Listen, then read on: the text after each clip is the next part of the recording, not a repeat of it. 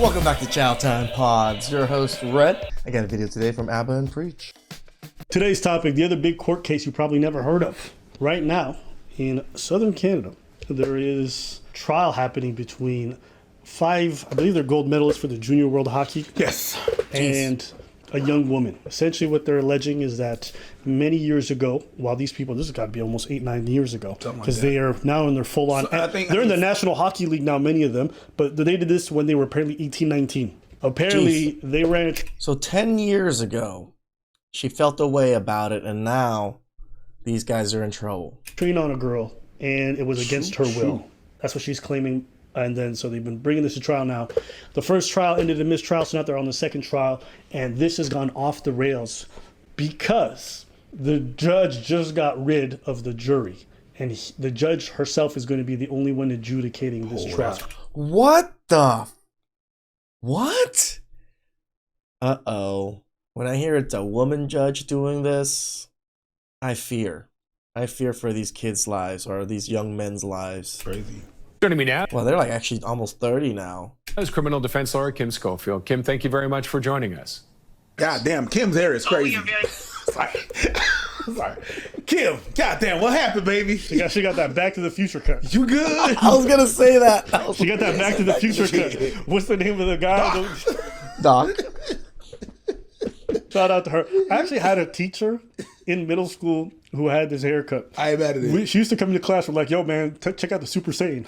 Yeah. This is Goku right there. This same workplace got a fucking rule against dreads, but they let the bitch come in with a bird nest. Absolutely not. I mean, come on, motherfucker. First of all, in this case, it's been two juries that have been dismissed. So I think that that's certainly unusual, if not entirely unheard of. But to dismiss a jury and continue judge alone is allowed in the criminal code, and it's something that happens on occasion, but very unusual. So something must have happened, and keep in mind there's a publication ban that prevents reporting on the specifics. But something happened, and there were some facts brought before the judge that caused the judge to find that the jury could no longer continue to act impartially. Now, the testimony that's come out of this has been crazy. Hey, maybe it's a good thing for the guys. Let's see. Wild. To get started, what's alleged is that I believe they all went to some kind of bar, restaurant. They went to a bar. Okay. They were drinking. One of the guys was with a girl, or ended up chatting her. She was drinking a little bit too. They went up to the room, smashed the shit out of her, and then he was calling the other boys over. He's like, yo, who wants to come by for a gummer? Every time you're going to say that shit. Okay? Damn. I know what a gummer was, Every time you say that. because white boys come up with some crazy slang, But I ain't mad at it. but I understood it, because who don't want no toothless BJ? Hey, that's Okay. that's what I think it is. So, Damn. But if everybody comes in there, it Diabolical. feels like gum. So it's a Gummer. gummer. Maybe it's not because of the gum. all right. Or maybe So the other boys show up with their hockey sticks, and I mean, they put some pucks in her. And I will say, this is where a lot of things are contested. She's claiming she consented to the first guy, not the others. According to witness testimony, that's not what happened. this girl got on the floor, opened her legs, and said, stop being pussies, who's going to take me next? She's the one who got naked and started begging everyone. All right, I'm paraphrasing, but that's like the gist of what she said. Basically, she was a goalie who got in a butterfly position. God damn. Okay? And she got all the pucks. Ooh. They were scoring, but it never touched the net. You did? I dig. Okay. dig. With that in mind, I know enough about hockey to know none of these dudes were offside based off the testimony. Jesus Christ. Okay? They were playing tough against the boards, you know what I mean? I don't know much about hockey, but my friends love hockey, so I watch it every so often. So hearing all these hockey puns are pretty funny. They played with some intensity. They did their thing. And, you know, they battled for all the pucks. And eventually they won. But what happened? What are you trying to say? You know, I keep thinking, all the hockey interviews post-game are always the same. Oh, you know, we're going to get pucks in deep. We're going to battle along the boards. We're going to work in the corners. Listen, the only reason why I'm feeling very comfortable laughing about this whole situation is her testimony was crazy. There's even a video and audio recording of her saying, I consent to all of this. Geez, why are you guys being so paranoid? Bitch, that's why. Now, the prosecutor... suggested. Yeah. So technically they kind of had a love contract, right? They recorded her. She said, yeah, let's go. Ring her up. And still, these men are in trouble. This is why we say protect yourselves. This is why we say, control your penis. You never know. You really don't know. Holy cow. I'm like about this right now. They're like, yo, yeah, I ain't playing no games. You wanted all this, right? You want to give these gummers? Okay, good. And then they got to business, which I respect. But even with this recording, you might be wondering, why would the prosecution bring this case? This looks Maybe like she was forced to say that. Maybe she was forced. That's the argument they're trying to make. Maybe she was, say that shit, The problem is there's no evidence to corroborate her story. What's more, there's a lot of evidence to poke holes in everything that she's saying, from the witness testimony to everything involved. Poke holes? Yeah, listen, it's just one of them situations where, so like, wait, you want me to believe that you were okay with 2 guys banging you and all 5? Like, maybe that's the case, but you can't prove it. Like, this is a waste of my time. And I think it's a waste of taxpayers' time. But this brings us to today. They're on trial, and one of the jurors slips a note to the judge. As Justice Maria Carosia decided what to do about a note sent to her Thursday, signed by a juror. It accused Alex Formenton's lawyers, Daniel Brown and Hillary Dudding, of judging and making fun of jurors. Every day when we enter the courtroom, they observe us, whisper to each other, and turn to each other and laugh as if they are discussing our appearance, the note said.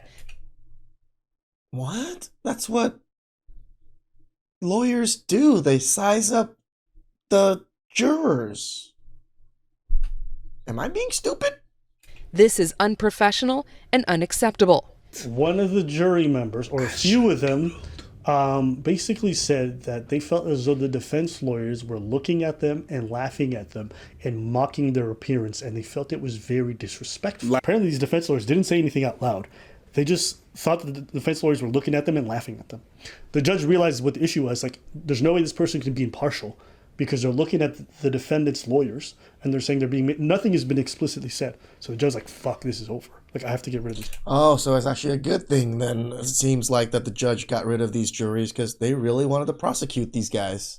Sure. Yeah, because do you think that person that hasn't said anything to you is disrespectful? Like, are you not? You're nuts, right? So why would they go forward with this?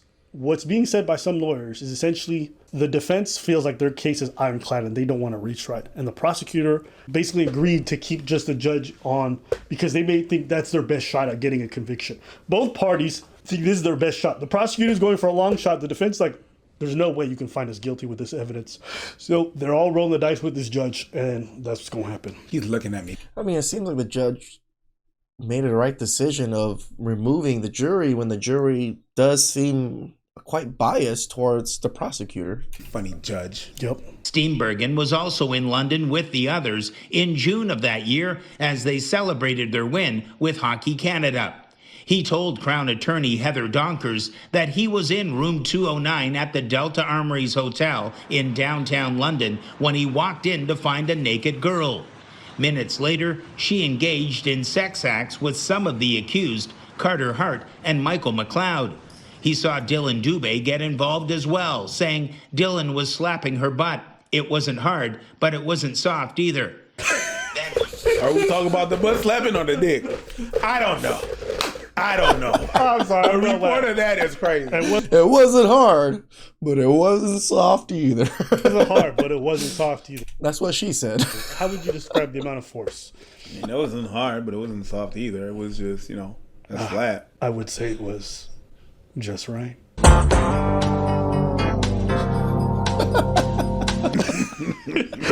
I was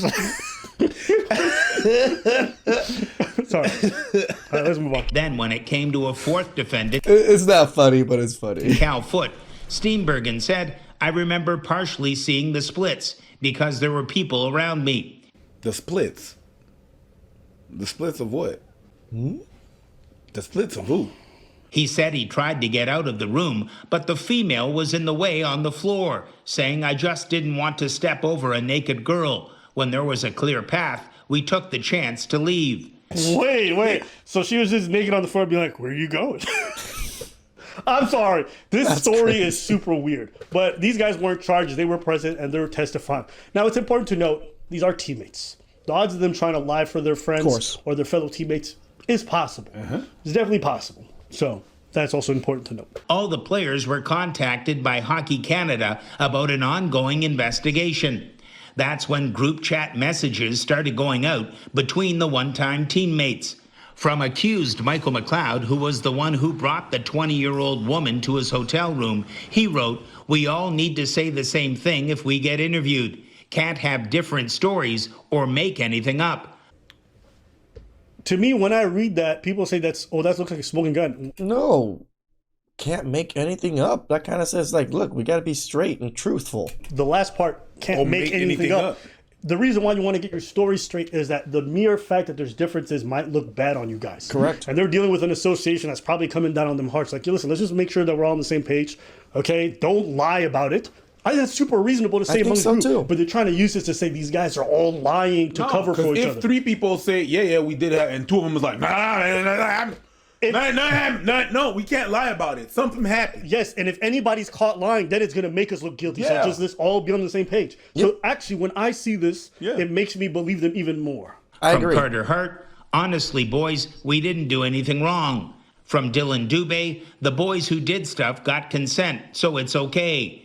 And from a player who has not been charged, Brett Howden, he wrote, "She's the one who got naked and started begging everyone." Those text messages that happened just after the incident give me an insight into their mind and how they're communicating. Because these are just private messages between them. They're not expecting the public to see it. Them saying this stuff, it makes them seem more credible. Yeah. It makes it seem like there are some a little bit worried about everything, but we're like, hey, we did everything right. She said, okay, we didn't do anything wrong in a sense, so we should be good. They're kind of confirming that with each other. I'm like, did we do anything bad? And so far, they've presented zero evidence that gives me any indication that this was non-consensual, other than the fact that she went to the police. That means nothing to me. But her testimony is a bit full of holes, no? It is. From what we've gathered so far, it is. And look, these guys, they've gone on to have successful careers, but for a lot of them, it's a cloud that's hung over their head. It's affected their negotiation for contracts. It's been going for, 8-9 years for some of these guys? So you have to imagine, even if they're found not guilty, it's already impacted their lives for so long. Not over, but it's 10 years has this been going on, is what according to the articles. No, it's not over. They're in the NHL. They're fine. Yeah. For a lot of them. But it's definitely affected them. Yeah, it's over. It's crazy. It's not over. It's definitely not. To be in the NFL and saying Young Philly's finished. Who? Young Philly's finished. Who's that? We covered the Young Philly. He finished. Who's that? Who? Who? I don't remember. Young what? I ain't never been to that city. I remember a dude named Big Chunks, but Now, with that in mind, I think it's also important to note there is a lot when it comes to hockey towns and dudes forcing themselves on women. You have police forces that will cover it up. You have schools that will cover it up. And you have athletes who are treated like royalty and then permit themselves to harm people. Even that's super real. In professional sports. I'm not talking about professional. I can totally admit that. I'm talking about amateur, which is levels below. Yeah. You're talking about if you're part of the popular team in your town in some sports. People are going to cover up for it. Hockey's the thing up here. So you have to imagine there's definitely a lot that happens. And this case should not be used as the barometer for whether or not everybody's lying or telling the truth. You should look at it based off the face of the evidence involved. And for these guys, from what I read, it doesn't look like they're guilty of this crime from everything I've read. There's definitely a tremendous amount of reasonable doubt. So I think they're going to be let off with due time. But yeah, it's crazy how a woman can just say this, be very evidently lying from everything that we can tell, and then still be able to derail people's lives for this long. I mean, how many stories do we cover that this happens to? Men that have never even met this women before and just get accused of being a creep and get put in jail for 40 days? I'm glad they went through the legal process. I wish they would have done this much, much faster so that for the people who are suffering, be it the woman, the alleged victim, or the man, that we can just get closure fast and move on. And you can say like, why would someone lie about that? Well, there's a different reason. Maybe someone found out. And maybe someone said like, what are you doing sleeping with all these people? Well, I was not me. They forced me. And then it's they forced me that went too far. It's a possibility. I'm not saying that's what it is. I'm just saying I would not be surprised. It's a small town. London is not big. Yeah. People will know. She just went with those guys and then they just ran a train on. If your parents know that shit, if your family, if your town, people know who you are and what you did. Facts. And you keep on hearing about it, and at some point you're like, it wasn't me. Shaggy. I don't really like how Preach is going about it. I mean, I guess why? Because you are suffering consequences of your actions, and you're gonna lie about it.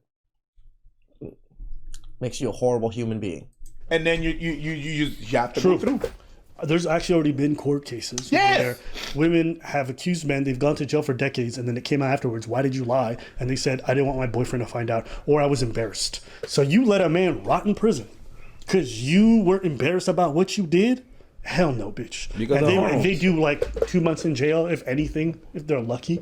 So most of the time. So it's just one of them situations where Stop it. Plenty of people lie. They lie for all kinds of reasons, and I don't even understand why women don't believe that people would lie about this kind of stuff when women make up rumors and lie about other women more than anyone else.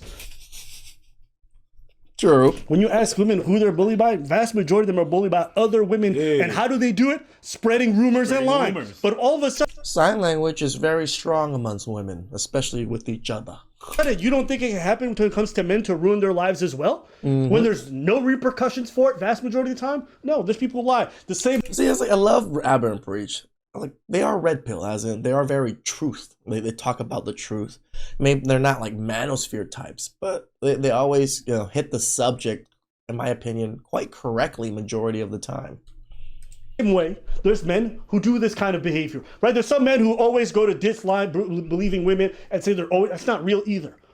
I can agree with this. We are kind of in that boat that we automatically discount women. We automatically discount tears. I see you guys in the comment section. Tears are always used to manipulate. Yes and no. Like, there's a reason why tears are used to manipulate, because it works. It was used, women used this to be able to survive throughout eons of humankind. Why? They cried, men came to their aid. Just how it worked. I don't know why we can't have a balance. Women lie, some dudes grape, some women grape. It's a thing.